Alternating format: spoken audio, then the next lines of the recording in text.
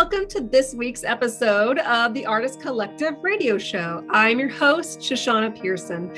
My guest on this week's show has been a longtime friend of mine for more than 2 decades and was the first real-life woman I knew to front her own rock band. Leslie Sisson has played in a number of bands throughout the years that has taken her on tour all across the country and the world. She's lived in Austin and New York and has settled again long-term in Austin, Texas, where she started the moody, melancholic band Moving Panoramas. Today, we talk about the influence of geography on her music, coming into her own through the roller derby girls, and the effect that trauma has had on her art, music, and life. Like and subscribe to my channel so you won't miss any future episodes, and join Leslie and me today as we talk about the healing power of art. Thank you so much for joining us today on the Artist Collective radio show. Hello, good morning, Leslie. Thank you so much for joining me today on the Artist Collective radio show. I'm so glad that you are here. Thank you for having me, Shoshana. It's so good to see you. I miss you. Good to see you too. I miss you. It's been a long time. Not the longest though. I saw you just a couple of years ago when you were in Dallas. I mean, we skipped a year. But that's true. See, that middle year doesn't count. So it doesn't count. It was like 6 months ago. It was nothing. Tell me a little bit about your start as a creative. Your dad played music, is that right? You got started because he inspired that. You were was your family life conducive to art? Or tell us a little bit about where it comes from in you. Yeah, I mean, my dad is a musician. He's not active anymore as a musician, but growing up, he was a gigging musician, and we had a music room in the house, and there was a piano there, and guitars, drums, all the things, video games, weird guns, Texas, and it was a man cave, they were locked, by the way, the guns, not the guitars though. So I was able to, good thing I went for the guitars, because that's my axe now. Yeah, that's my weapon. Gun and a guitar. Yeah, I don't know why I just started with that. That's weird. He used to be a cop too, so he was a Marine and a cop, but he has all these great stories of when he was stationed in Japan, right before Vietnam. He had this Beatles cover band with a Japanese band that didn't speak English. Oh wow! they had a translator, and he has photos with them and stuff. I don't know. All my life is always some cool story, and even now he still tells me these great stories. But I never thought I would do what my dad did. I just, as a little kid, and I think it was preschool, my preschool teacher, when my mother, she passed away in the past 10 years, and I was going through boxes, and I found this letter from my preschool teacher that was to my mom saying, "Your daughter is musically inclined, you should put her in piano lessons." And so my mother, wow. I found it. It was so sweet. And she saved it all these years. And my mother played piano, and she was a very creative person. She wasn't really an active musician, but she'd sit down at the piano, and we'd do duets and things. And I have wonderful memories of that. But, her side, both sides of my family, my mother's and my dad's side, are all just full of creative people. My uncle is a musician. My grandmother on my mom's side, who kind of half raised me, she was a fashion designer, and she worked at the apparel mart in Dallas, and she used to do window designs in downtown Dallas at Neiman Marcus and Brooks Brothers. So back in the 60s, that was high, that was being having a website or something.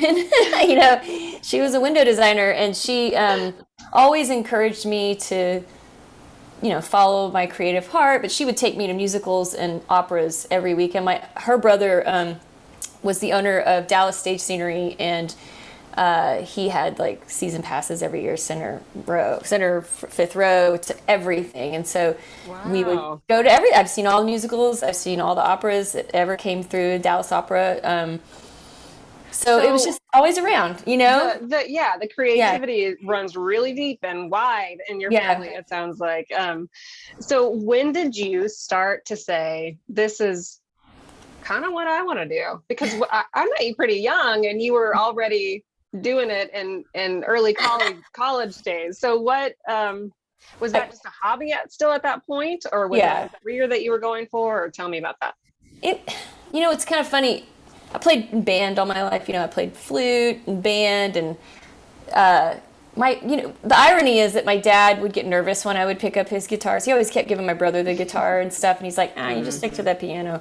And so I would sneak it behind his back because I think once he got mad at me he's like, those are very expensive. Don't touch those. But my brother, who was just like smoking pot, like trying to learn Smoke on the Water and couldn't figure it out. I'd listen to him through the wall and be like, and then I'd just go pick up the guitar later and play it and be like, see, that wasn't hard. Anyway, tangent. But I always, it's kind of weird to say, it's not like it was this thing that I was like, I'm gonna be a musician. I think I was a really crappy musician. I think I was a really crappy musician back in the days when you and I were in Denton, and I forced you guys to sit through my 1.5-hour solo set at coffee shops, and just like, I think back about the torture that I put y'all through, and most of those were just like some dumb songs that I wrote and you have to go through that stuff when you're writing songs. And we all sucked at everything that we did at that time. So, no. That's the time that's the time to suffer through things. I tell my kids that all the time, like, you're young, you got to make the mistakes now, because when you get started and you're old, it's not as pretty. So make the mistakes while you're young. Yeah, and luckily we didn't have like Facebook and camera phones back then to make those mistakes. So they're just not floating around out there like, oh, Leslie, she's a hack. But like, but it was weird because I know that when my parents divorced, I spent a lot of alone time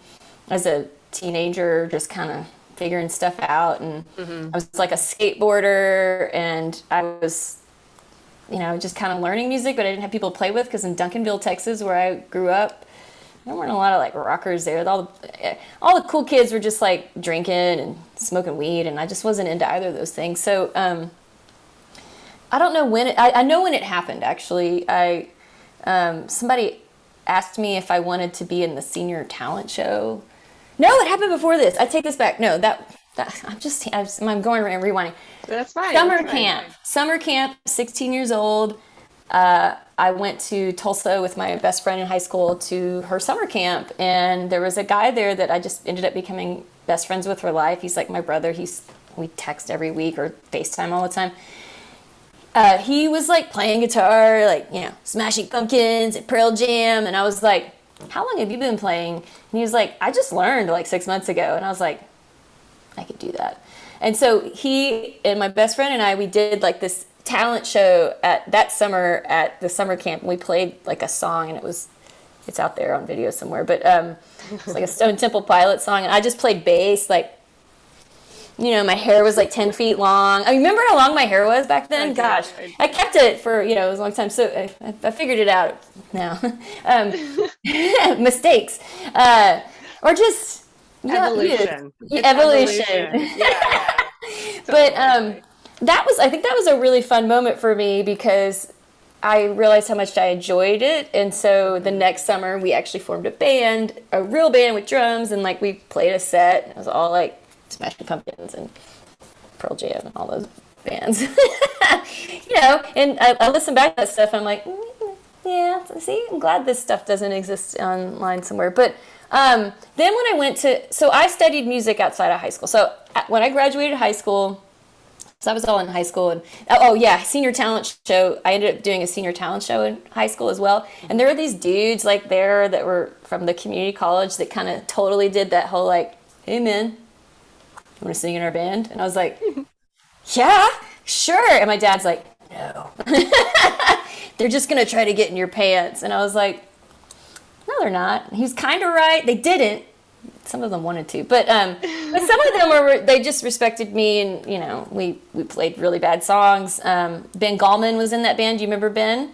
Who was a very influential person. Because Ben I met in that band. And then he's partly why I decided to move to Denton. Oh, okay. Because I remember him a little bit before I remember you, so that makes sense. I didn't know. I don't remember that he brought you in, so that's interesting. Well, tell me a little bit about tangenting. Sorry, speaking to that bias of your dad with your brother, Yeah. and that getting into music and Denton when I didn't do any music, but I was always in awe of you because you did, and you were one of the few like women That's who true. were doing it. That's true.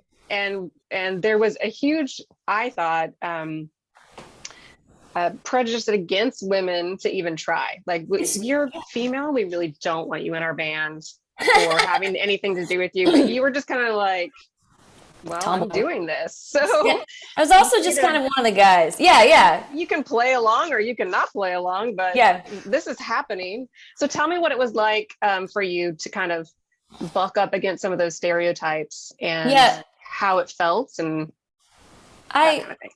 It's interesting. And luckily, it's not that way anymore, and I'm so glad. But like, it's gotten a lot easier over the years. But back then, even with my dad, he was like, I mean, I don't want to. My dad's my best friend in the world. He's now my biggest fan. But I do not blame him for not wanting his daughter to be in a band.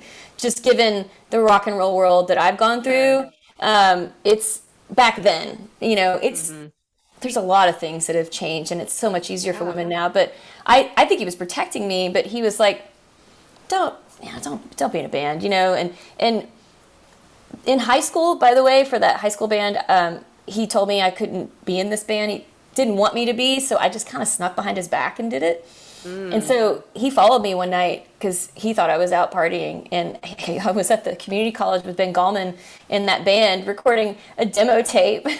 And he sat and listened in the lobby, and I came out to use the bathroom, and I was like, oh, I'm busted. And he was like, actually, this is not a lie. And it's kind of cheesy, but he goes, you have the voice of an angel. I had no idea. And I was like, oh, so I'm not in trouble? He goes, no, just don't get home too late. And then from that point forward, that was my senior year, he bought me a guitar, he bought me a microphone, and then having a parental support, I think, is really important, even in today's times.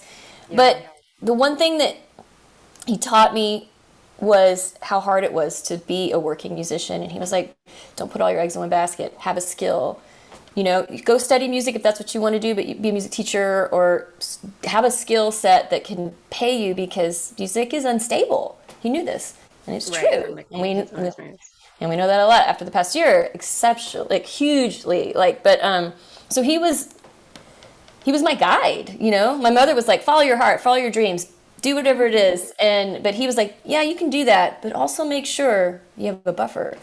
And so all these years, so when you saw me in Denton, it was just fun. I didn't think, I was there to study music, actually, because I thought maybe I wanted to be a composer and do score for film. And while I was there, Christina Beretta, my roommate and best friend, and one of your besties too at the time, we started taking film classes together, and I kind of fell in love with the art of cinema. And I'd done filmmaking in high school as a fun thing too, so I was like, maybe I should just make films, and I can still write music for them. I don't need to be a composer. And music school there was really difficult, and so and I was like, I'm not a jazz musician. Yeah, I'm not, this isn't my thing. And Christina was like, let's move to Austin. I'll study screenwriting, you study film. And so all that entire Denton time was pivotal for me, because I wanted to be in a band. I wanted nothing more than like to be in a band with your brother or Josh Wright or our best buddies in town, And it was just their kind of like dude thing. And that was their thing, right? But I just wanted to be a side person, and I wanted to be a player. I didn't necessarily want to be this front butt, and but nobody ever wanted to either play with me and or have me join their band. And maybe I wasn't forward enough, because I was super shy, and not too, in a weird way, but so I just kind of did my thing. But I think back now, and I'm like, well, I probably wouldn't have wanted me in my band either, because my music was terrible in my eyes. But anyway, so I was like, I'm going to Austin.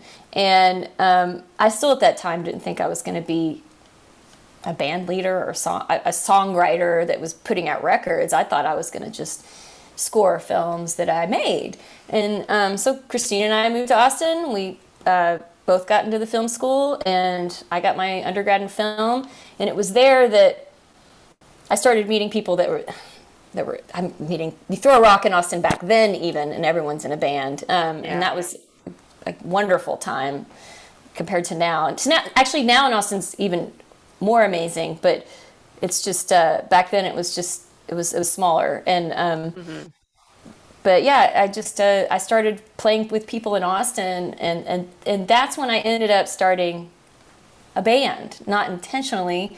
It was like I met a guitarist that was like, you should form a band. And he goes, I'll be your other guitarist. Well, I'll help you. And so I finally found a friend that helped me form my first kind of real band. And that's it just kind of snowballed from there. You know, I was dating the drummer of the American Analog Set at the same time as well. And I got to be really close with Andrew Kinney, the singer of that band.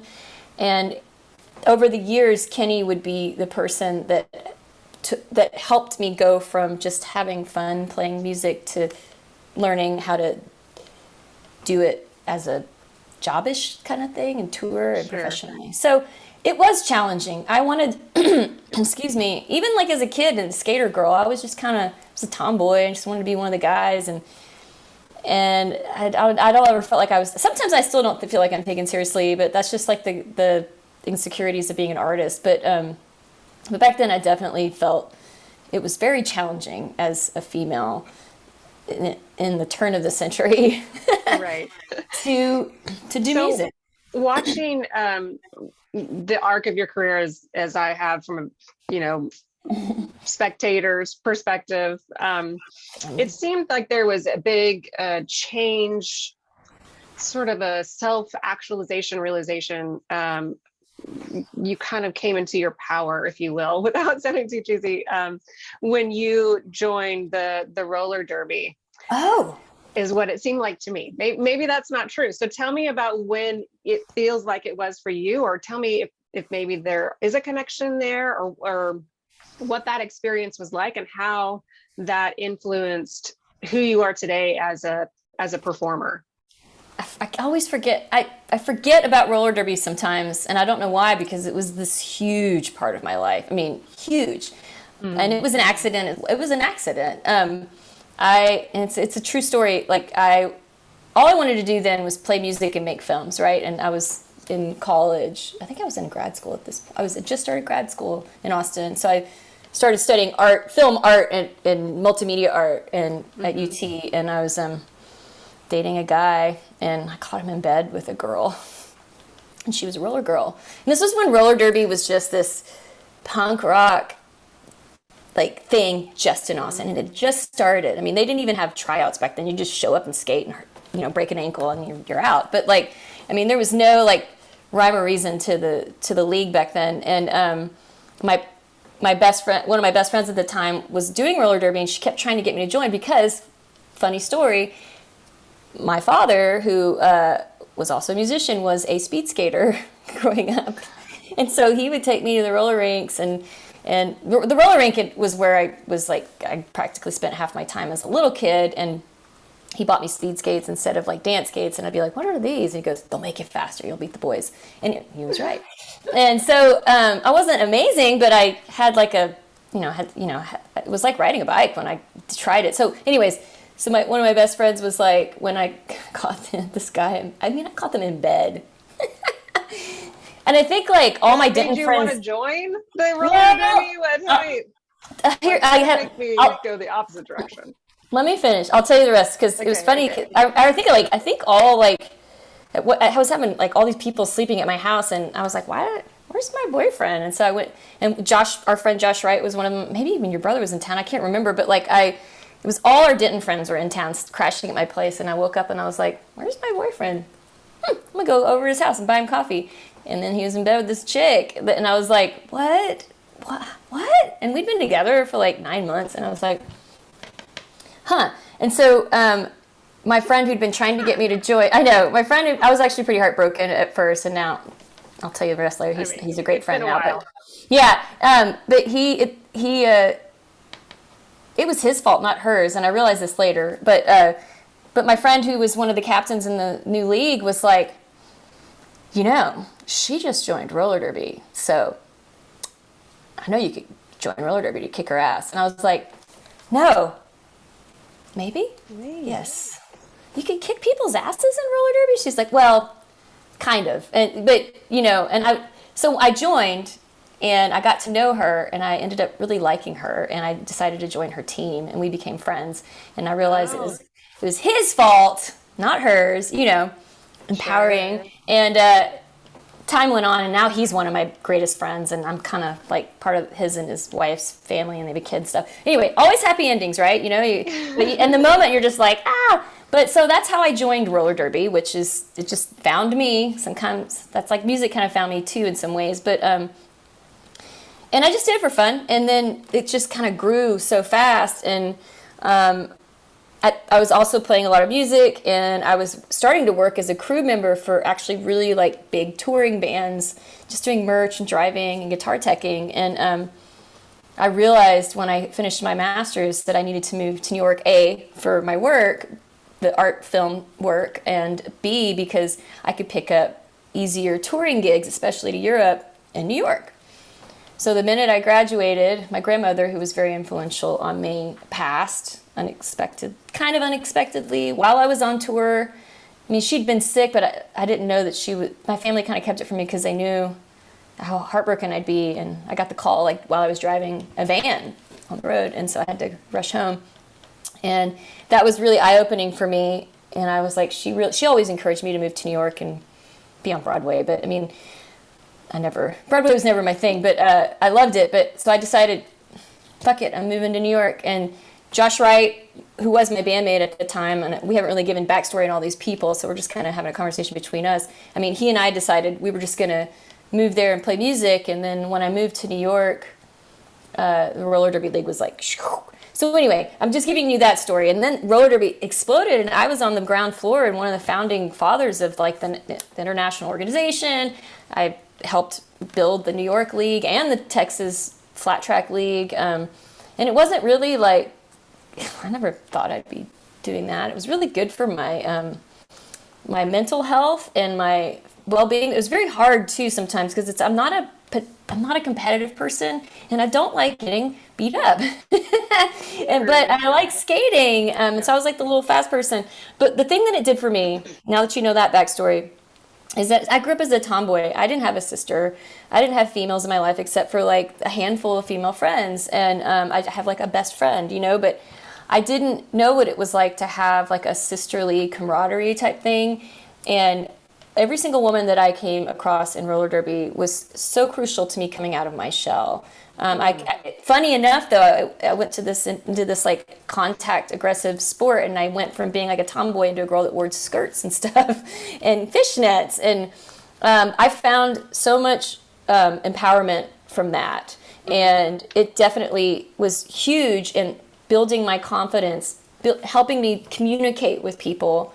I was really not very good at like speaking my mind when I was younger. And in roller derby, everybody's just so forward and like, there's no bullshit. And so it's like I learned, it gave me a thicker skin, and I learned how to be tough, but also learned how to be sexy, I guess. I didn't ever see myself as a sexy person. And back then, like we were doing all these, like it was when roller derby was like, it's a sport now. It's still super sexy, but it was when people, like still wore fishnets and like, did their makeup and stuff. Yeah. And so it was a really cool time to be a part of it. And the only reason why I ended roller derby, because New York was on fire when I ended it, was because I started touring as a musician and I had to make a decision. And so, but roller derby has been super influential on me, and it has changed my life. And it was a weird offshoot.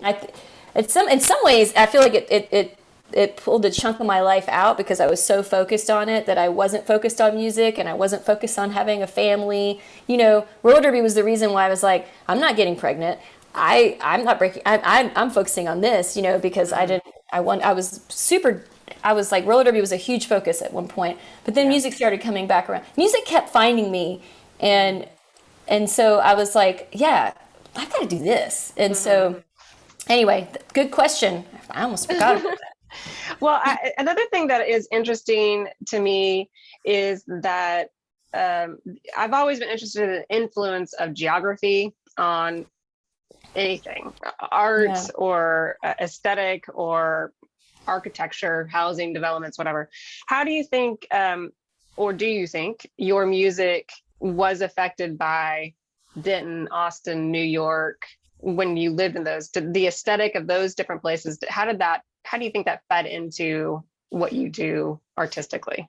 Right, 100%. If I hadn't have left Duncanville for Denton, I don't think I ever would have discovered My Bloody Valentine or Ride or Lush or these bands that were these were bands that are Bedhead, these bands that when I heard them, I was like, actually I discovered Bedhead in high school because of our friend Ben Gallman, but that was my gateway. But I don't think I would have, it was because these cities had, every city that I moved to after that, Denton, Austin, New York City, had music communities and music scenes, and my suburban little Dallas town didn't. I grew up, Deep Ellum back in the day was like the Toadies, and sometimes I'd see like Swerve Driver come through, or Juliana Hatfield, these bands like on Deep Ellum that I would see, but it was just all like MTV 120 minutes influence, right? I mean, I couldn't just open up Spotify and say like, I'm really into this band. What can I discover?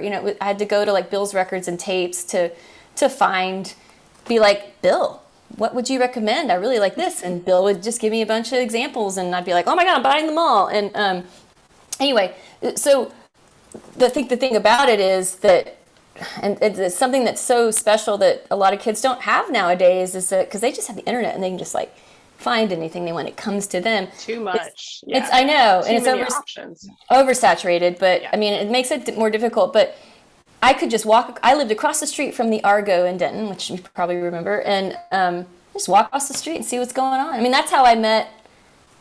Is that how I met the animal? And that's how I met one of the analog setters before I started dating everybody. Like that. Yeah. Was just the best place. It was so amazing, and so it's like it was. Oh my God, it was a huge influence on me, and because I got to be in front of it and feel it. And then Austin ended up being that way too. And then of course in New York, I moved to Brooklyn and Williamsburg, and it was like throw a rock. So geographically, it was wonderful because it started with Denton, which was when we lived there, was the most wonderful music scene that any small town could ever have, and it was so special.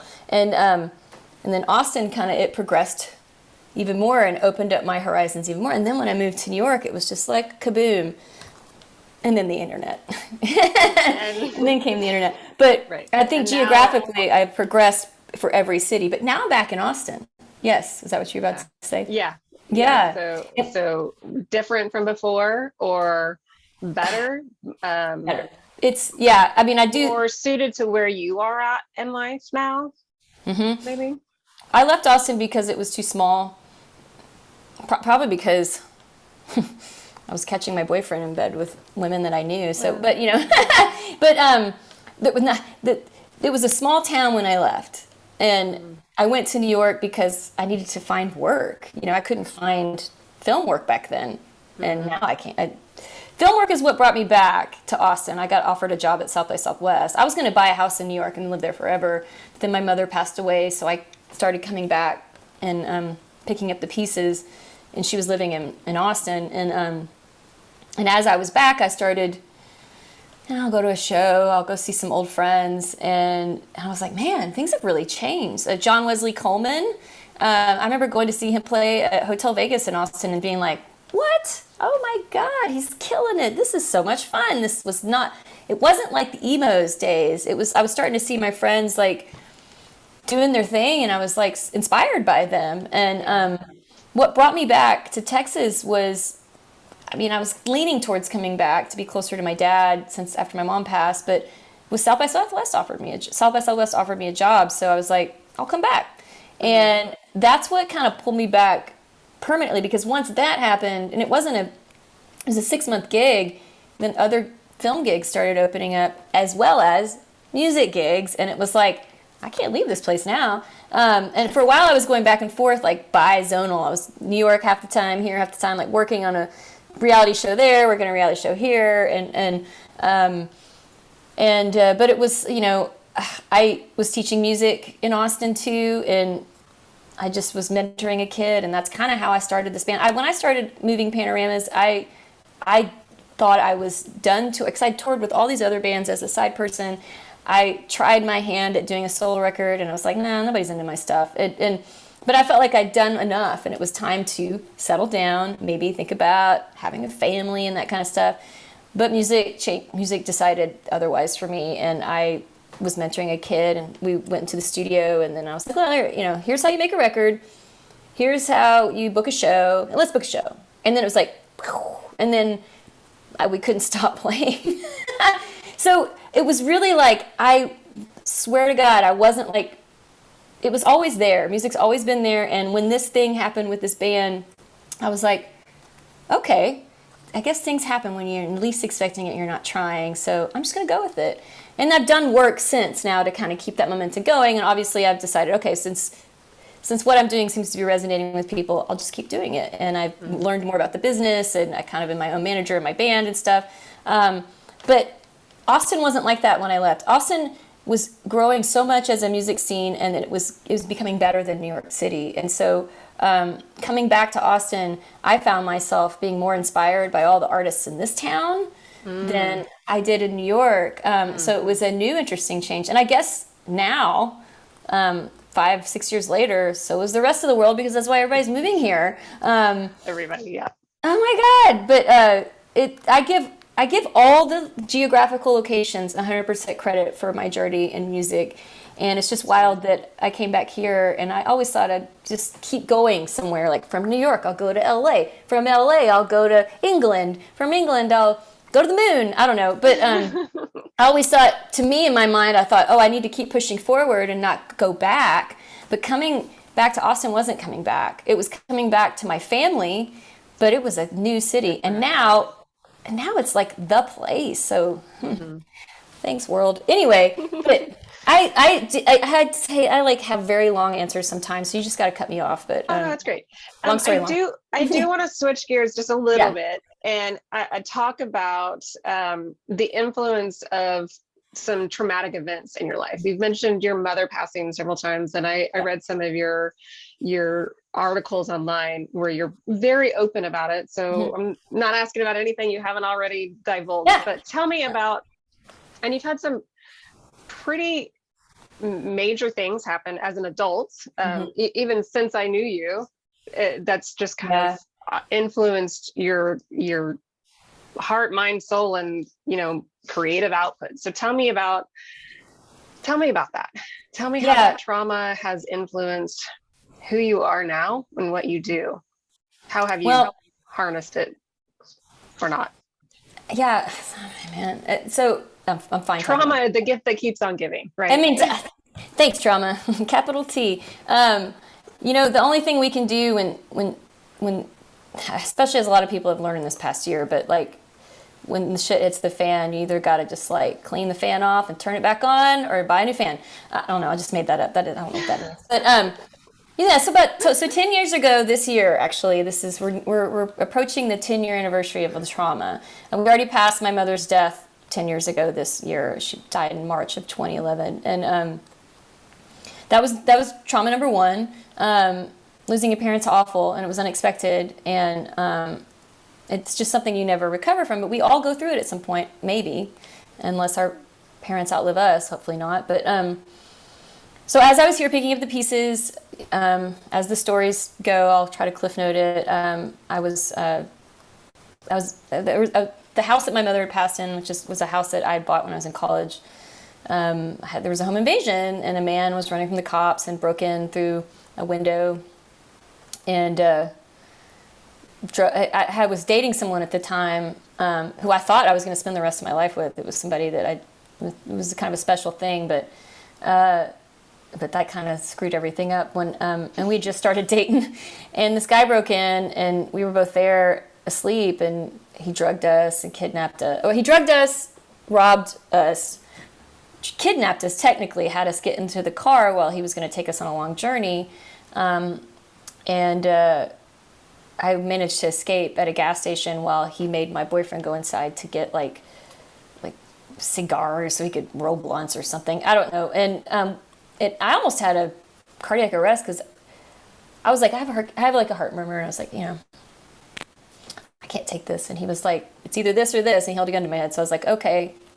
And it ended up being like PCP, which was awful. And I'm so sensitive. Like, I'm just sometimes coffee, it makes me weird. But I'm trying to make light of this fucked up situation. But so we got away. They caught him, and the trauma just kind of kept sandwiching. And the PTSD was just unreal. I went to my dad's, and my dad lives out in the country in Ovilla, Texas. Like, there's nothing around him. It's so safe. And he's a Marine/cop, used car dealer, man. He knows how to handle some bullshit. Car dealer.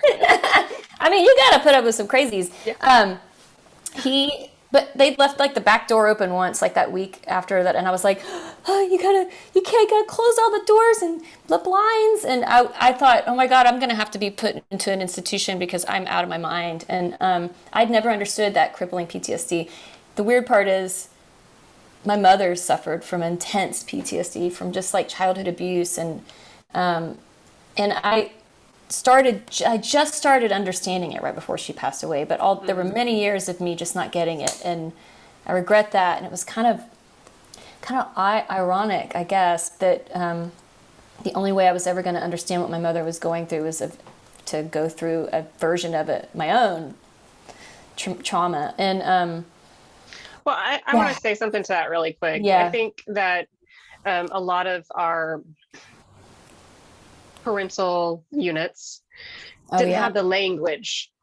I know. So the generation that came before us, they didn't have the language. It was just kind of something that was coming into their conscious mind of trauma, or how to define it.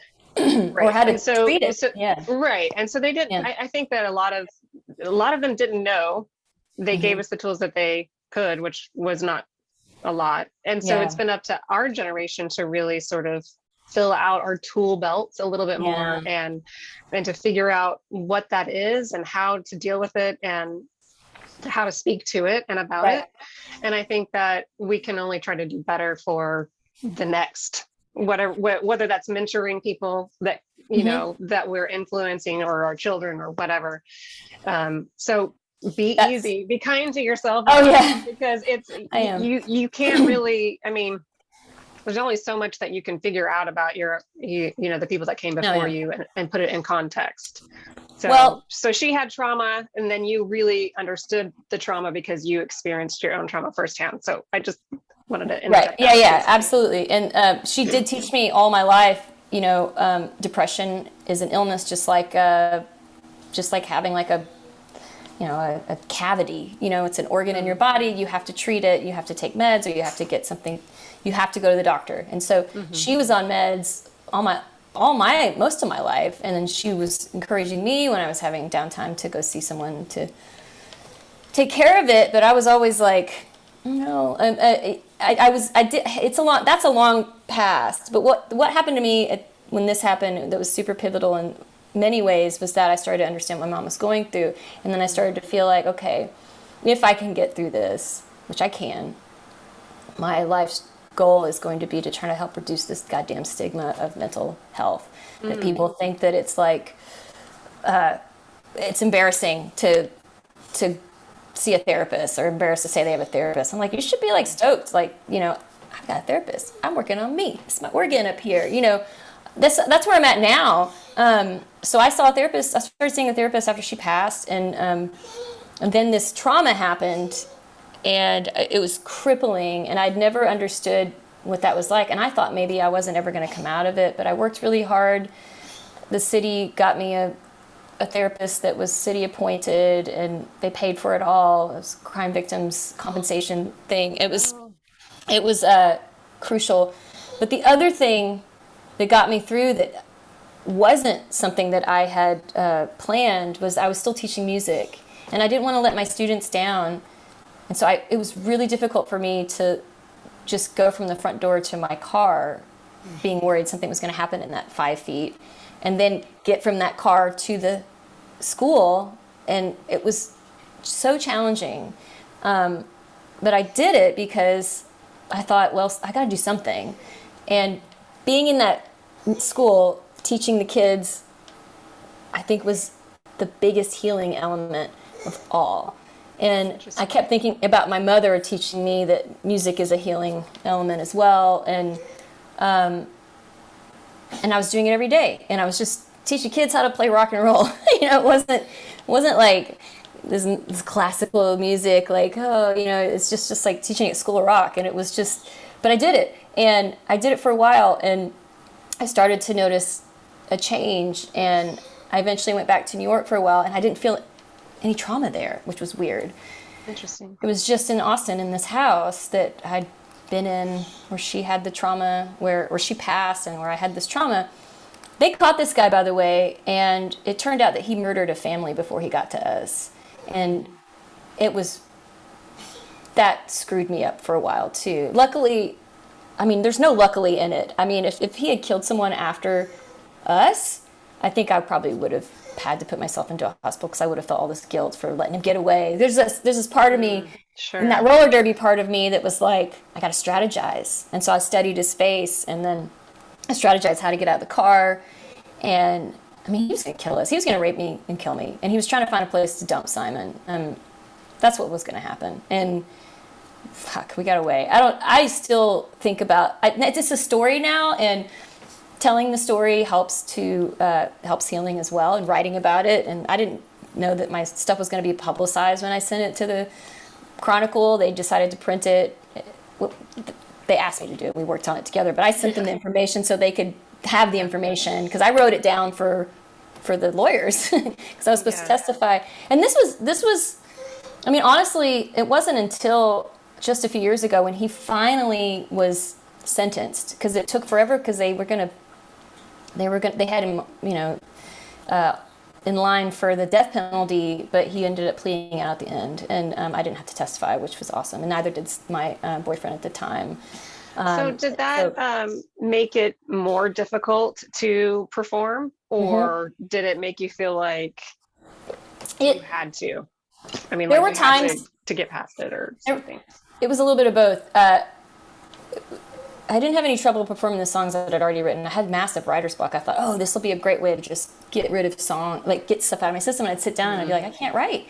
And I could go and play shows, but I had some anxiety about somebody coming in and hurting people. I had a lot of anxiety. And it was mostly just fear that something bad was going to happen again. That's just part of it. I was always my adrenaline was on overdrive, and my awareness was on overdrive. But eventually, once I was able to stabilize, I started writing again. And it actually wasn't until I went back to New York and trauma subsided a little bit. I went out there for a job that I started writing songs. And those are the songs I had to step away. And but they were all cathartic songs that were all related to my mother and the trauma, heartbreak, the things that all had happened in this time frame that changed me. But it was just an outlet. And so I never thought anybody would listen. And I guess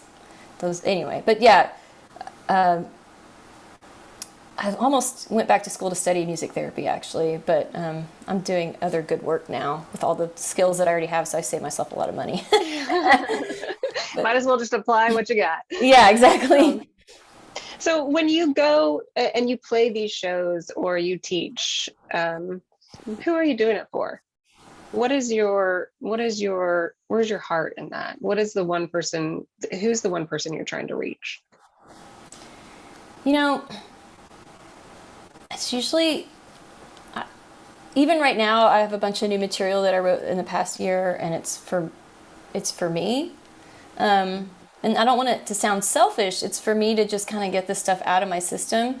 And if somebody else can relate and it can help somebody get through something, because I think about in my childhood, using music as something to get through some of my childhood weirdness, and just having, like Elliott Smith, my teenage years, like having somebody that so tortured and having such a rough time, and I just felt so less alone by listening. And I don't necessarily think all my music's like that, but like I just finding artists that I can really relate to, and if there's just an inkling of that in my music for someone else, that's great, because that's the idea behind. I didn't intend on that either. I was just kind of just doing it, and I had no idea that it would be so receptive. But now that I don't, and I'm trying not to intentionally do that anymore either. It's like, if a song comes, the song comes. If it doesn't, it doesn't. And I'm still not putting all my eggs in the music basket either. I have a day job that I love, and I help people. I work for the state and Family Protective Services, but it's a remote job, so it allows me to mentally still be able to do music after work and write songs after work, and I'm very lucky. And I teach music at Austin Community College now, which is kind of funny because I quit music school. Now I'm teaching it. Now you're teaching at college, but it's a music business program, and it's kind of for real working teachers and real working students, so it's kind of rad. But I'm so grateful for that too. But I tangented. But I do all this stuff. I like to think that I can help somebody, but I also don't want to be this like self-absorbed person that's like, I'm helping people through my art, because I don't think of that either. First and foremost, it's just to help me get through something. Every song I write is just to help me get through a moment. Yeah. And I try to not make it. Sometimes the words are pretty obvious, like "Whiskey's the reason we fight." Like, that's a story of mine. Maybe not everybody has that story, but then sometimes it's just like, yeah, some do. But then some of us, but then some songs are pretty obscure, like I don't know, like one. I mean, some say one's a lonely number. I say one's the only number. Some say two are better than one. I say one is the only one. One is how we all came in. One is how we all will go. We all know one's the number we all fear the most. We've all been through that. So I didn't write that thinking that, though. I thought about my mom's lessons about being independent and not depending on anyone, and just knowing that in a weird, dark way, like, you can't rely on anyone. So you've got to be able to take care of yourself. That way, when someone does come along, then you're good. You don't lose anything if you lose them. And that was all through her. Also a manifestation of trauma. Yes. Through her divorce and her trauma with her family and her, yeah. It's so true. And in some ways, maybe, and one of the last things she and I had a conversation about was, are you ever going to get married and have children? And that was like when I was on tour with the Wooden Birds, like 300 days of the year. And I was like, I don't know, Mom, you're the one that taught me to be independent and be terrified of having a child come out of my privates. I mean, that whole like sex talk that she gave me when I was a little kid, I was like, that in itself was a trauma, maybe. Give me a chastity belt. Yeah, I was like, no one's ever touching me. But she did good. But then she's like, I think I went too hard on you. And I was like, no, Mom, we still got time. And then she died. Like, that was like one of the last conversations I had with her. And so, I feel like because of music, I maybe have unintentionally missed out on some things in life that could have brought me some joy, like having a family. And maybe it's not too late, but biologically it could be. I don't know. But so I guess this is just something that is a part of me for the rest of my life, whether I like it or not. I love it. I love music. But it can be challenging, and it's not easy sometimes, especially putting yourself out there. And so that's why I try not to be that's why sometimes I'm obscure with my songs, because I like it so that somebody can take a song and make something of their own out of it too. Mm-hmm. I try to mix it up, but like, I don't know. I still every day kind of reevaluate this whole thing, especially the older that I get, and I'm just trying to get my life into a stable place so that I can continue to do it and not lose my mind. Because some of the people that I toured with over the years, music was their only thing. And to watch their expectations not happen the way that they'd hoped, it's just as heartbreaking as not having a relationship work out, like romance or a job work out, things like that. And I watched my mother go through trauma. I watched my brother go through drug abuse. I watched my grandmother deal with depression. My grandfather was an alcoholic. My uncle was schizophrenic. I watched all these people all my lives go through these things that sometimes they can't control, but then other times they could. And the moral of this whole story is, I guess I've learned that when you go through trauma, it's really hard to see it in the moment. But if you can just, hold on to, it's shitty, you're allowed to do whatever you want right now, but there's a light at the end of this long tunnel, and it's what you do with it that matters, and I know a lot of people that have been through trauma and they still are having trauma from childhood or,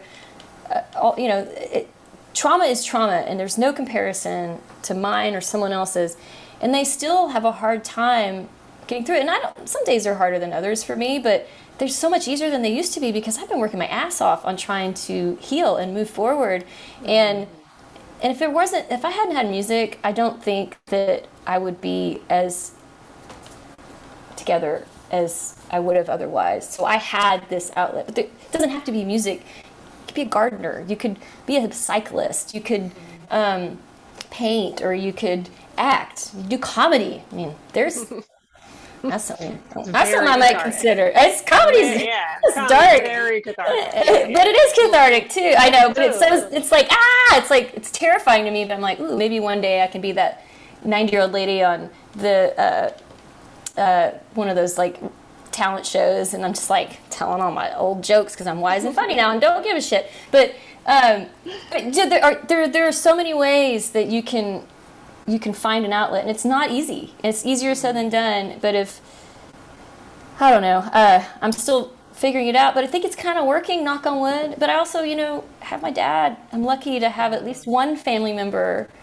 that is supportive and a best friend and is the voice of reason and teaches me how to take care of myself. And, and he's a solid dude, and he hasn't had trauma, and he sometimes I wonder if it's hard for him to understand, but he's just there. He's the kind of guy that's like there, and he knows how to respond. So even if you're not experiencing trauma, knowing how to be there for someone going through something, it's harder being on the other side of it sometimes, watching someone go through it, because it's hard to wrap your head around and know what to do about it, and sometimes it's very frustrating. It's hard to not be able to do much. Yeah, exactly. It's not you. Yeah, and so I'm still figuring out what this is all about, but I get out of bed every day, and I got my guitar nearby at all times, and this is a good story, by the way. This guitar used to belong to Conway Twitty, and it was my dad's. Anyway, that's another story. And he gave it to me a few years ago, and I was like, what? He's like, yeah, I've been kind of hiding it. I guess he's learned to trust you with his guitars. Yeah, that's full circle. Yes, that's so true. I didn't even think about that. Yes, he just sent me home with his Stratocaster. I got all this stuff now, and I'm so proud. It worked. Yay, Dad's proud. But yeah, like there's so many factors, and it's not just one thing. But man, I really wish that there's something more that I could do to help people that go through the stuff that I've been through firsthand. And I thought about going and being a therapist and a mental health professional or a music therapist. And I seriously was going to get a full ride to NYU in their music therapy program. And I went to the audition, and I kind of bombed it. And because I didn't think I was going to get in, I couldn't afford it. It was going to be like $100,000.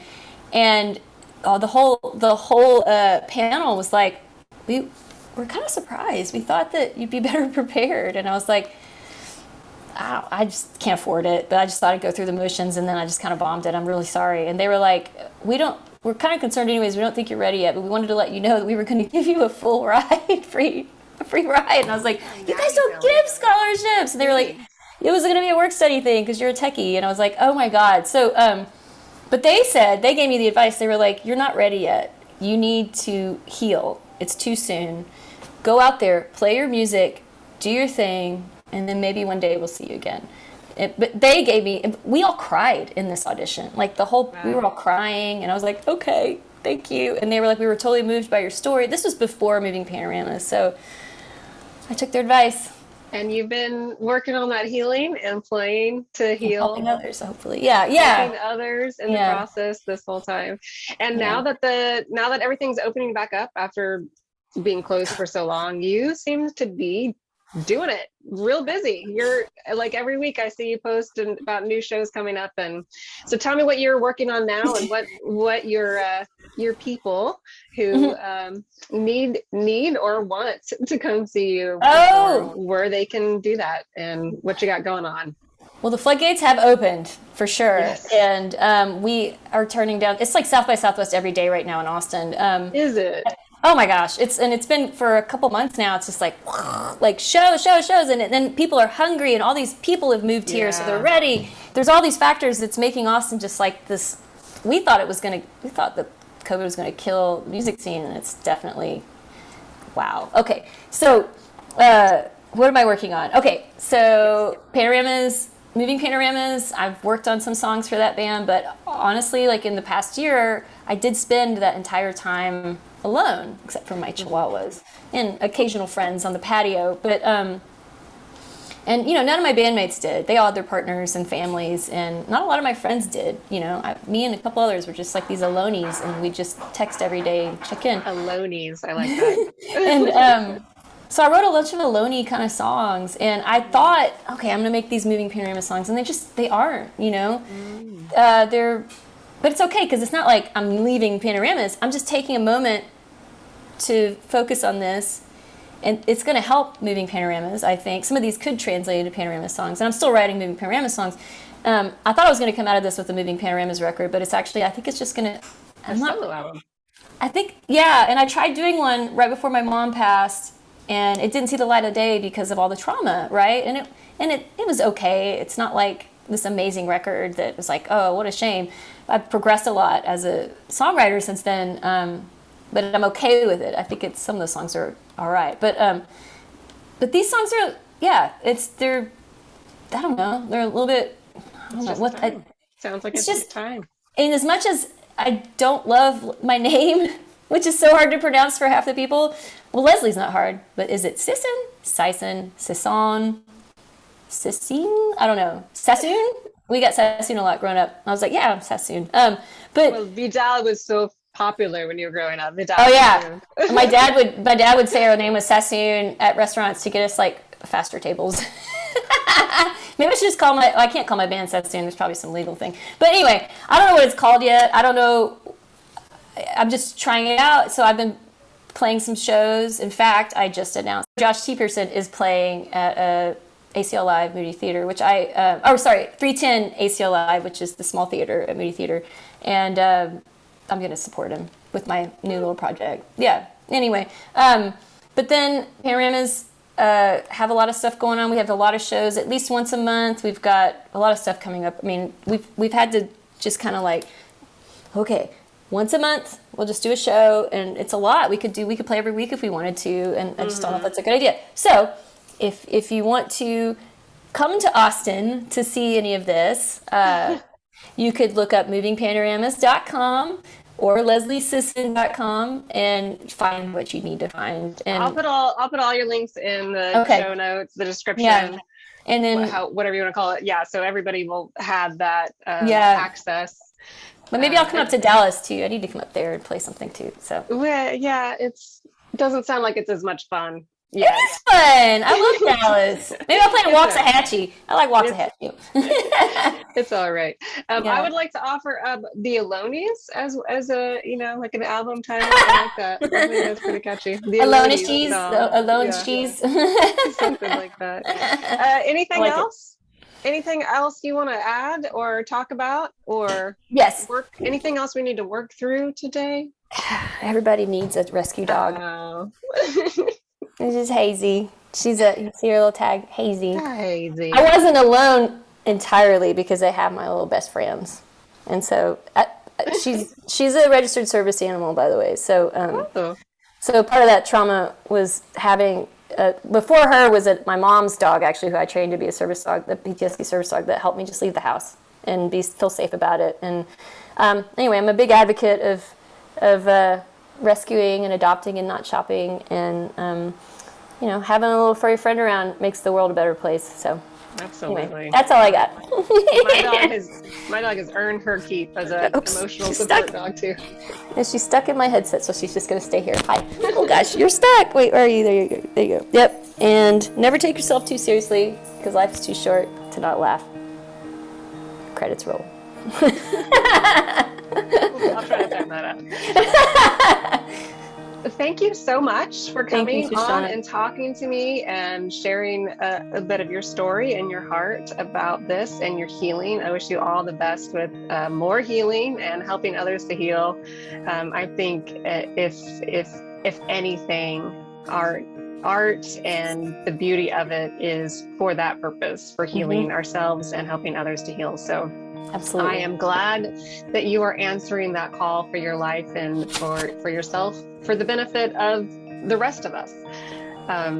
It's never done in a vacuum. It's always done for others. So thank you so much for doing that and coming on and telling your story. And thank you guys for sticking around to watch and to learn more about Leslie's life and how all the things play in together to make such an amazing and fascinating story. It's I learned things, and I've known her for probably almost 30 years. Oh my gosh, we really have! Wow. That makes us sound way older than we actually are. We're totally not that old. We're like 4 years old. 4. We're only 4. Yeah. We're like negative 4 years old. Thank you, Shoshana. It's so good to see you. Thank you for having me on here, and I hope to see you soon in human form. Yeah. And thank you so much for sticking around.